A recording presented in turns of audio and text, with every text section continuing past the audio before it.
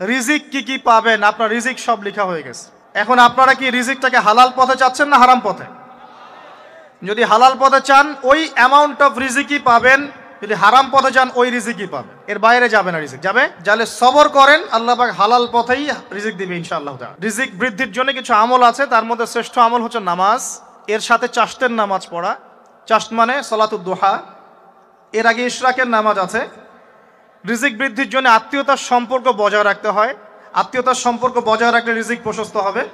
বেশি বেশি যে আল্লাহর জিকির করে এবং কোরআন তেলাওয়াত করে তার রিজিক বাড়ে আলহামদুলিল্লাহ, এবং যে আল্লাহর রাস্তায় খরচ করে তার রিজিক বাড়ে ইনশাআল্লাহ। এই রিজিক বাড়ার কিছু পলিসি আছে। সবচেয়ে শ্রেষ্ঠটা হচ্ছে নামাজ, আল্লাহর জিকির, তেলাওয়াত।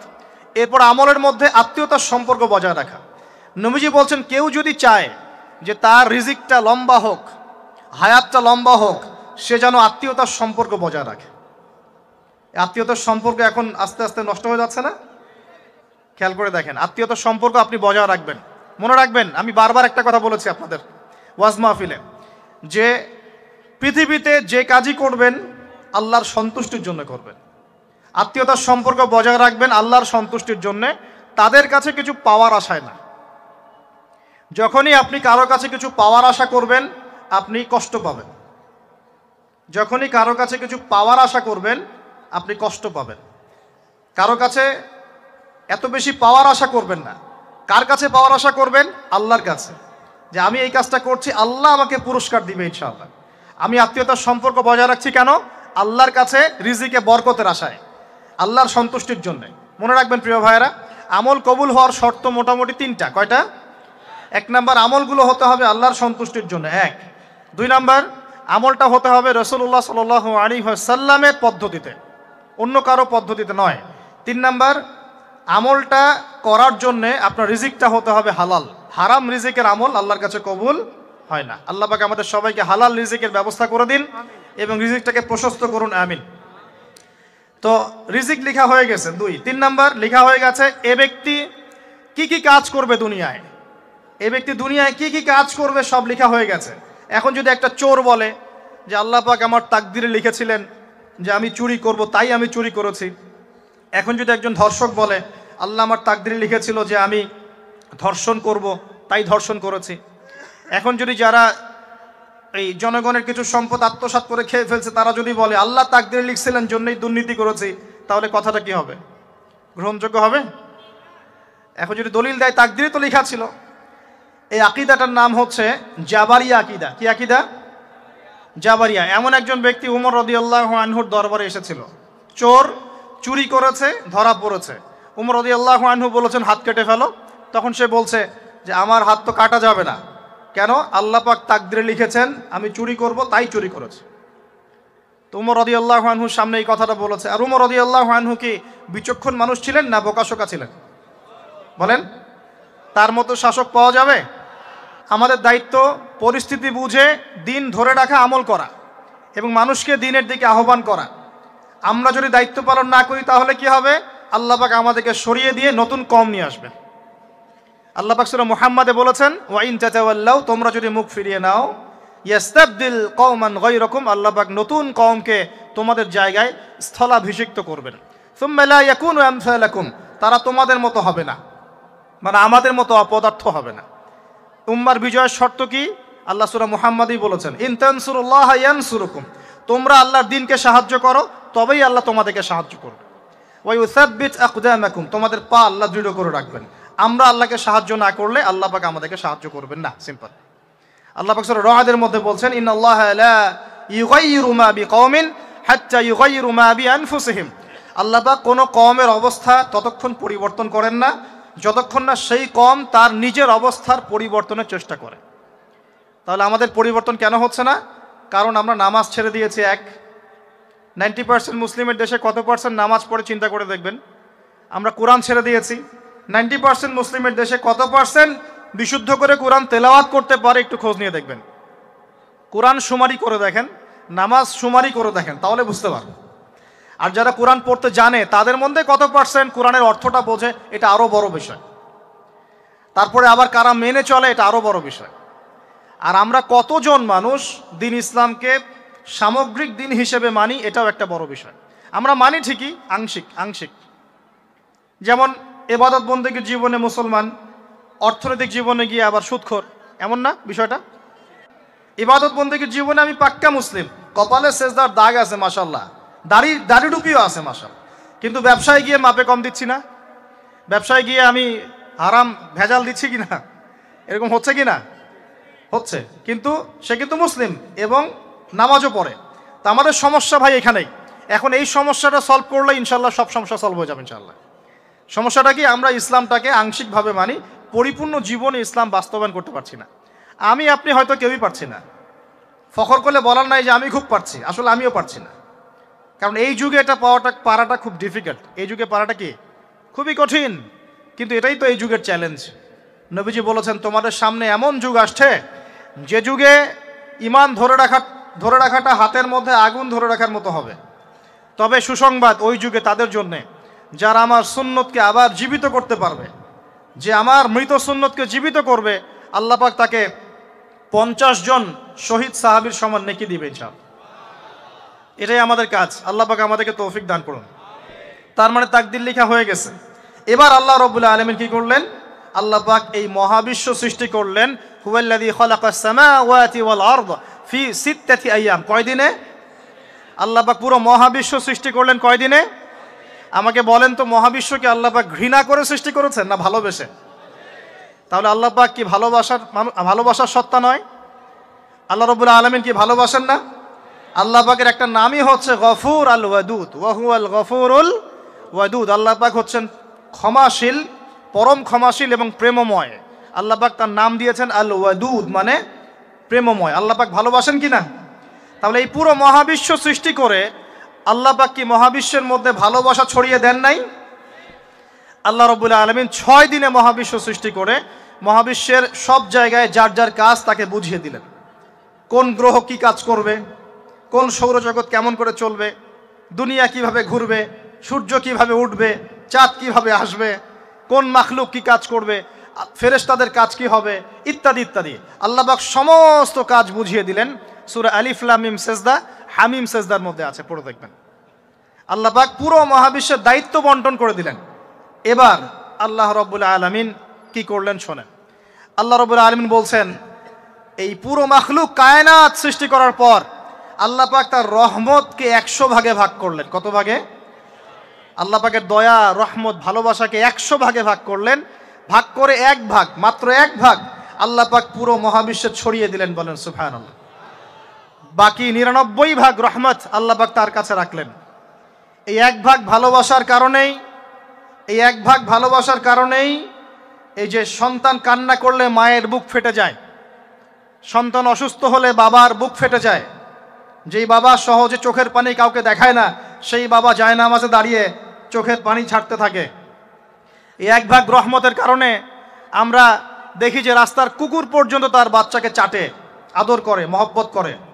এই 1 ভাগ রহমতের কারণে আমরা আমাদের স্ত্রীদেরকে মহব্বত করি, স্ত্রীকে সুখে রাখার জন্য জীবনটা পর্যন্ত বিলিয়ে দেয়। সকাল থেকে রাত পর্যন্ত কোনো কোনো ক্ষেত্রে হারাম পথে যেতেও দ্বিধা করি না, স্ত্রী সন্তান সুখে থাক এই আশায়, তাই না ভাই? এই 1 ভাগ রহমতের কারণে গাভী দেখবেন, গাভী তার বাচ্চাকে প্রসবের পর চাটে, গাটা চেটে পরিষ্কার করে দেয়। এই 1 ভাগ রহমতে পুরো কায়নাত টিকে আছে। আর নবী সাল্লাল্লাহু আলাইহি ওয়াসাল্লাম বলছেন, বাকি 99% রহমত আল্লাহ পাক তার কাছে রেখেছেন। এই রহমত এবং ভালোবাসা দিয়ে আল্লাহ পাক কিয়ামতের মাঠে মানুষকে মাফ করবে ইনশাআল্লাহ। তার মানে বলেন আল্লাহু আকবার।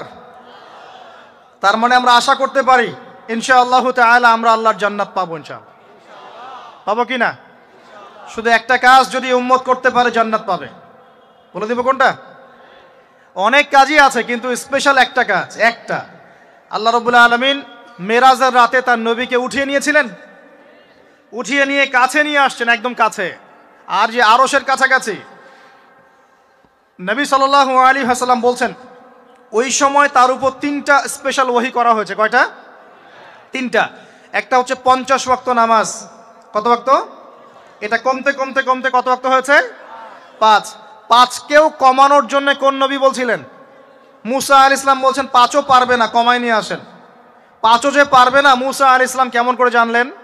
তার উম্মত 2 ওয়াক্ত নামাজ ফরজ। কয় ওয়াক্ত নামাজ ফরজ ছিল? ওই 2 ওয়াক্ত তার আদায় করতে পারে নাই। এই অভিজ্ঞতা থেকে তিনি বলেছেন যে আপনার উম্মত 5 ওয়াক্ত পারবে না। সত্যি না মিথ্যা কথাটা? আসলেই কি উম্মত 5 ওয়াক্ত নামাজ পড়তে পারছে? আচ্ছা, যাই হোক, আল্লাহ পাক আমাদেরকে পড়ার তৌফিক দান করুন। দ্বিতীয় ওহী হচ্ছে সূরা বাকারার শেষের 3টা আয়াত। কয় আয়াত? সূরা বাকারার শেষের 3 আয়াত ওহী করেছেন কে? আল্লাহ রাব্বুল আলামিন। কোন ব্যক্তি যদি রাতের বেলা সূরা বাকারার শেষের 3টা আয়াত পড়ে সারা রাত ইবাদত করার নেকি পাবে ইনশাআল্লাহ। আর 3 নাম্বারটা হচ্ছে স্পেশাল, সেটা হচ্ছে আল্লাহ পাক বলেছেন, হে মুহাম্মদ সাল্লাল্লাহু আলাইহি ওয়াসাল্লাম, বলেন সাল্লাল্লাহু আলাইহি ওয়াসাল্লাম, তোমার উম্মতের কোনো ব্যক্তি যদি আসমান জমিনের সমান গুনাহ নিয়ে আমার সামনে দাঁড়ায়, আসমান জমিন সমান গুনাহ নিয়ে আমার সামনে দাঁড়ায়, কিন্তু আমার সাথে শিরকের পাপ নয়, আমার সাথে কোনো শিরকের পাপ করে নাই, ইনশাআল্লাহ আমি আল্লাহ তার সামনে আসমান জমিন সমান ক্ষমা নিয়ে হাজির হব ইনশাআল্লাহ। তার মানে আমরা যদি ইনশাআল্লাহ তাআলা শিরকের পাপ থেকে দূরে থাকতে পারি, ইনশাআল্লাহ আশা করা যায় আমরা আল্লাহর সন্তুষ্টি পাবো ইনশাআল্লাহ। এরপর আল্লাহ রাব্বুল আলামিন কি করলেন? আল্লাহ রাব্বুল আলামিন পুরো মহাবিশ্ব সৃষ্টি করে সব দায়িত্ব ভাগ করে দিলেন। ভাগ করে দেওয়ার পরে আল্লাহ পাক জান্নাত জাহান্নাম সৃষ্টি করেছেন কিনা? আচ্ছা, জান্নাত এবং জাহান্নাম কার কার জন্য সৃষ্টি করেছেন বলেন? জিন আর মানুষ। আচ্ছা, এখন জান্নাতের চেয়ে কি শান্তির কোনো জায়গা আছে? আচ্ছা, এই জান্নাত কার জন্য সৃষ্টি করেছেন? জিন আর মানুষ। আচ্ছা, তাহলে আল্লাহ পাক মানব জাতিকে ভালোবাসেন কিনা? ভালোবাসেন কিনা? আপনি যখন কাউকে ভালোবাসবেন তাকে সবচেয়ে সুন্দর গিফট দিতে চাইবেন কিনা? তার জন্য সবচেয়ে ভালোটা কিনতে চাইবেন কিনা? আল্লাহ পাক জান্নাত তৈরি করেছেন কাদের জন্য? আমাদের জন্য। তার মানে আল্লাহ পাক আমাদেরকে ভালোবাসেন কিনা? অবশ্যই বাসেন। আল্লাহ রাব্বুল আলামিন জাহান্নামও তো সৃষ্টি করেছেন। এখন যদি বলি যে তাহলে আল্লাহ পাক কি আমাদেরকে ভালোবাসেন না, জাহান্নামে কিভাবে দিবেন? উত্তরটা কি হবে তাহলে? উত্তর হচ্ছে এই যে যদি আল্লাহ না করুক কোনো ব্যক্তি জাহান্নামে যায়, তাহলে বুঝতে হবে সেই ব্যক্তি জাহান্নামে যাওয়ার যোগ্য ছিল বলেই জাহান্নামে গিয়েছে। কথা কি বুঝতে পারছেন? আর যদি কোনো ব্যক্তি জান্নাতে যায়, তাহলে বুঝতে হবে সেই ব্যক্তির উপর আল্লাহ পাক দয়া করেছেন বলেই সে জান্নাতে গিয়েছে। মানুষ তার আমল দিয়ে জান্নাতে যেতে পারবে না, আল্লাহর দয়া অনুগ্রহ দিয়ে জান্নাতে যাবে ইনশাআল্লাহ তাআলা। আল্লাহ পাক আমাদের সবাইকে সেই দয়া অর্জন করার তৌফিক দান করুন। সামনে রহমত পাওয়ার একটা সুবর্ণ সুযোগ আসছে, সেটা হলো রমজান মাস। কি মাস? রমজান মাস। আমরা দোয়া করি আল্লাহ পাক আমাদের সবাইকে সুস্থতার সাথে রমজানের সবগুলো রোজা রাখার তৌফিক দান করুন। নবীজি বলেছেন এই মাসে যে ইবাদত করে তার গুনাহ মাফ করাতে পারলো না, তার জন্য ধ্বংস। বলি নাউজুবিল্লাহ। আমরা তো রমজান আসার আগে দুনিয়াবি প্ল্যান করছি, রমজানে কিভাবে ব্যবসায় উন্নতি করব, রমজানে কিভাবে বেশি লাভ করব। হ্যাঁ, তো রমজান মাস হচ্ছে ইবাদতের মৌসুম। আল্লাহ পাক আমাদের সবাইকে রমজান মাসে 5 ওয়াক্ত নামাজ পড়ার তৌফিক দান করুন, কোরআন তেলাওয়াত করার তৌফিক দান করুন, কোরআন বুঝে পড়ার তৌফিক দান করুন, তারাবির নামাজ জামাতে পড়ার তৌফিক দান করুন, এবং বেশি বেশি মানুষকে ইফতার করানোর তৌফিক দান করুন। যাদের যাকাত ফরজ হয়েছে যাকাত দিচ্ছেন না, আল্লাহর ওয়াস্তে রমজান মাসে যাকাত দিয়ে দিবেন ইনশাআল্লাহ। আর আমি কিন্তু আগেই বলেছি রমজান মাসে ভাই দ্রব্যমূল্যের দাম কিন্তু খুব চড়া ওঠানামা করবে। অতএব যাদের সামর্থ্য কম তাদের ঘরে ইফতার পৌঁছে দেওয়ার দায়িত্ব কার? যা আমাদের। যাদের সামর্থ্য আছে তারা, যারা সামর্থ্যবান নয় তাদের ঘরে ঘরে মাসের বাজার পৌঁছে দেবেন ইনশাআল্লাহ তাআলা। আল্লাহ পাক তৌফিক এনায়েত করুন, বলি আমিন। এবার দেখেন আল্লাহ পাক সৃষ্টি করলেন আদম আলাইহিস সালামকে। কাকে? এর আগে আল্লাহ পাক জিন জাতি সৃষ্টি করেছেন, আমি ওইদিকে যাচ্ছি না, আমি মানুষের কথা বলছি। আদম আলাইহিস সালামকে আল্লাহ পাক কেমন করে সৃষ্টি করেছেন? আল্লাহ পাক সূরা সাদের মধ্যে বলেছেন যে খলাকতু বিয়াদাই, আমি আদমকে আমার হাত দিয়ে সৃষ্টি করেছি। কি দিয়ে? হাত দিয়ে। এটা কি ভালোবাসার বহিঃপ্রকাশ নয়? আল্লাহ পাক কি আমাদেরকে ভালোবাসেন না? ভালোবাসেন। আচ্ছা, এই দুনিয়াতে যত কিছু আছে, এই দুনিয়ার আকাশ বাতাস নদী নালা পানি অক্সিজেন সবকিছু কার জন্য সৃষ্টি করা হয়েছে? গরু ছাগলদের জন্য, মানুষের জন্য। মূল দায়িত্ব কার? মূল অধিকার কার? মানুষের নয় কি? তাহলে এই পুরো বিষয়গুলো কি আল্লাহ পাকের ভালোবাসার বহিঃপ্রকাশ নয়? হ্যাঁ। আচ্ছা, এবার আসেন, আল্লাহ পাক আদম আলাইহিস সালামকে সৃষ্টি করে সমস্ত নাম শিক্ষা দিয়েছেন। এই যে নাম শিখানো মানে জ্ঞান শিখানো, এই জ্ঞান শিখানোটা কি আল্লাহর দয়া ভালোবাসা নিদর্শন নয়? একটু ধরায় দিচ্ছি আপনাদেরকে। এবার সামনে আসেন, আল্লাহ পাক ফেরেশতাদের সামনে তাকে উপস্থাপন করলেন, করে বললেন সব ফেরেশতা তোমরা যারা আছো সেজদা করো আদমকে। এই যে আমাদের পিতাকে সম্মানিত করা হচ্ছে, এটা কি ভালোবাসার বহিঃপ্রকাশ নয়? এবার আমাদের পিতাকে সম্মানিত করা হলো, ইবলিস সেজদা করলো না, সে কিয়াস করলো, বাতিল কিয়াস, যুক্তি দিল আমি তার চেয়ে শ্রেষ্ঠ ইত্যাদি। আল্লাহ পাক ইবলিসকে অভিশপ্ত করলেন, আমাদের পিতা তাকে জান্নাতে রাখলেন। এই যে জান্নাতে রাখলেন, এটা কি আল্লাহ পাকের ভালোবাসা নয়? এবার আল্লাহ পাক আদম আলাইহিস সালামের পাঁজর থেকে সৃষ্টি করলেন তার স্ত্রী হাওয়া আলাইহিস সালামকে। উভয়ের মাঝখানে ভালোবাসা দিয়ে দেওয়া হয়েছে, বলেন সুবহানাল্লাহ। এই জেনা ভালোবাসা নিদর্শন নয়, বিয়ে শাদী হচ্ছে ভালোবাসার নিদর্শন। আল্লাহ পাক বলেছেন সূরা রুমের মধ্যে, ওয়াজআলা বাইনাহুমা মাওয়াজ্জাতা ওয়া রাহমা, আমি আল্লাহ স্বামী স্ত্রীর মধ্যে ভালোবাসা এবং হৃদ্যতা সৃষ্টি করে দিয়েছি, বলেন সুবহানাল্লাহ। তার মানে এই হারাম সম্পর্ক যেটা দেখছেন, এটা হলো একটা জেনার পথ। আর যখন আমরা হালালভাবে বিয়ে শাদী করবেন, আপনারা করবেন, তখন দেখবেন আল্লাহ পাকের পক্ষ থেকে ভালোবাসা সৃষ্টি হয়ে যাবে ইনশাআল্লাহ তাআলা। অতএব ওয়াদা করতে পারি তো আল্লাহর কাছে, নিজের চরিত্রকে পবিত্র রাখবো ইনশাআল্লাহ, হারাম কোনো সম্পর্কে যাব না ইনশাআল্লাহ। হালাল উপার্জনের সোর্স হয়ে গেলেই দিনদার মেয়ে দেখে বিয়ে করে ফেলবেন ইনশাআল্লাহ তাআলা। অন্য কোনো পথে যাবেন না, কোনো হারাম পথে যাবেন না, ওয়াদা করেন ইনশাআল্লাহ। রাজি আছেন তো ইনশাআল্লাহ? আল্লাহ কবুল করুন, আমিন। আর বিয়ের সময় অবশ্যই দিনদারিতা দেখবেন, অন্য কিছু না, অন্য কিছু পরে, দিনদারিতা আগে। দিনদারিতা আছে, নামাজ পড়ে, পর্দা করে, মাশাআল্লাহ সব দিক ঠিক আছে, তারপরে দেখবেন আপনি অন্য কিছু, তার আগে নয়। কথা ঠিক আছে? একইভাবে মেয়েদের ক্ষেত্রেও, যে আগে দেখবেন না ছেলে কত বড় চাকরি করে, ছেলের কত বড় বাড়ি আছে, গাড়ি আছে, এটা পরে। আগে দেখবেন ছেলে নামাজি কিনা, সুন্নত আছে কিনা, ইসলামের জন্য তার সফট কর্নার আছে কিনা, ইসলাম প্র্যাকটিস করে কিনা, এগুলো আগে দেখবেন। এগুলো না দেখলে কি হবে জানেন? বিয়ের 1 বছর 2 বছর পরেই বুঝতে পারবেন দুনিয়াটা জাহান্নাম হয়ে গেছে, নাউজুবিল্লাহ। দুনিয়াতেই তখন জাহান্নামের আযাবের স্বাদ ভোগ করতে হবে, নাউজুবিল্লাহ। আল্লাহ পাক আমাদেরকে হেফাজত করুন, আমিন। তো এই যে আল্লাহ পাক আদম আলাইহিস সালামের পাঁজর থেকে সৃষ্টি করলেন কাকে, এবং ভালোবাসা দিয়ে দিলেন উভয়ের মাঝখানে, এটা কি আল্লাহ পাকের দয়া নয়? আল্লাহ পাক ভালোবাসেন না? এবার দেখেন, গাছের কাছে যেতে নিষেধ করলেন, আমি কিন্তু শর্ট করে বলছি, গাছের কাছে যেতে নিষেধ করলেন, তোমরা জান্নাতে থাকো, খাও, যা ইচ্ছা করো, কিন্তু ওয়ালা তাকরাবা হাদিহিশ শাজারা, এই গাছের কাছেও যাবে না। একটা পরীক্ষা, জাস্ট একটা পরীক্ষা। এখানে কিন্তু বলা হচ্ছে গাছের কাছেও যাবে না, বলা হচ্ছে না যে গাছের ফল খাবে না। ঠিক যেমন আল্লাহ বলেছেন তোমরা জেনার কাছেও যাবে না, আল্লাহ পাক কিন্তু বলেন নাই জেনা করবে না, আল্লাহ পাক বলেছেন তোমরা জেনার কাছেও যাবে না। তো এখান থেকে আমরা এই হুকুমটার কঠোরতা বুঝতে পারি। তো প্রিয় ভাইরা, এখানে আমাদের পিতামাতা শয়তানের প্রলোভনে পড়ে গেলেন। কেন পড়লেন? শয়তান ওয়াসওয়াসা দিল যে আমি কি তোমাদেরকে এমন গাছের কথা বলে দিব যে গাছের কাছে গেলে বা যার ফল খেলে তোমরা চিরস্থায়ী জীবন পাবে এবং তোমরা ফেরেশতা হয়ে যাবে, এরকম কথা বলল, এবং তোমরা কোনোদিন মরবে না। হাল আদুল্লুকা আলা শাজারাতিল খুলদি ওয়া মুলকিন লা ইয়াবলা, এই দুটো ওয়াসওয়াসা, চিরস্থায়িত্বের ওয়াসওয়াসা এবং অমরত্বের ওয়াসওয়াসা দিয়ে আমাদের পিতামাতাকে নিয়ে গেল। এখন আমাদের পিতামাতা কি ফল খেয়েছিলেন কি খান নাই? আচ্ছা, এখন আল্লাহ পাকের দৃষ্টিতে অন্যায় হয়েছে কিনা? এরপরে আমাদের পিতামাতা কি করলেন? বললেন রব্বানা যালামনা আনফুসানা ওয়া ইল্লাম তাগফির লানা ওয়া তারহামনা লানাকুনান্না মিনাল খাসিরিন। এই যে দোয়াটা তারা করলেন, এই দোয়াটা করার পরে আল্লাহ পাক কি তাদেরকে মাফ করে দিয়েছেন কি দেন নাই? বলেন, কথা বলেন। আল্লাহ পাক মাফ করে দিয়েছেন কি দেন নাই?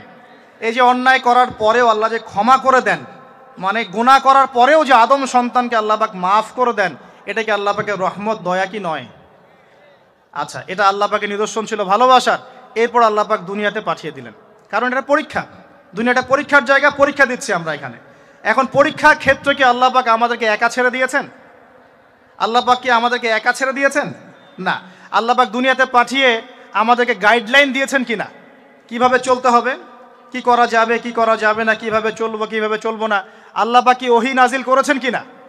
এই ওহী নাজিল করাটা কি আল্লাহ পাকের রহমত কিনা, আল্লাহ পাকের দয়া কিনা, ভালোবাসা কিনা? আল্লাহ পাক কি একা ছেড়ে দিয়েছেন না নবী রসুল পাঠিয়েছেন? এই যে নবী রসুলদেরকে পাঠিয়েছেন, এই নবী রসুলগণ কি আল্লাহর পক্ষ থেকে রহমত কিনা? বলেন। না হলে আমরা কি করতাম? দুনিয়াতে কেমন করে চলতাম, কিভাবে পথ খুঁজে পাইতাম, কেমন করে ইবাদত করতাম, আমরা কি জানতে পারতাম? আল্লাহ পাক রহম করে, ভালোবেসে, দয়া করে নবী রসুল পাঠিয়েছেন, আসমানি কিতাব পাঠিয়েছেন, বলেন সুবহানাল্লাহ। এখন এই নবীদের সিলসিলায় আল্লাহ পাক যে সর্বশেষ নবী মুহাম্মদ সাল্লাল্লাহু আলাইহি ওয়াসাল্লামকে পাঠিয়েছেন, এইটা দয়া কি না? এটা আল্লাহ পাকের দয়া নয়? আল্লাহ পাকের রহমত নয়? আল্লাহ পাক কি বলেন নাই যে তিনি হচ্ছেন রাহমাতুল লিল আলামিন? তিনি পুরো বিশ্ব জগতের রহমত নয় কি? আচ্ছা, এখন আমাদেরকে যে আল্লাহ পাক নবী মুহাম্মদ সাল্লাল্লাহু আলাইহি ওয়াসাল্লামের উম্মত বানালেন, এটা কি আরো বড় রহমত কিনা?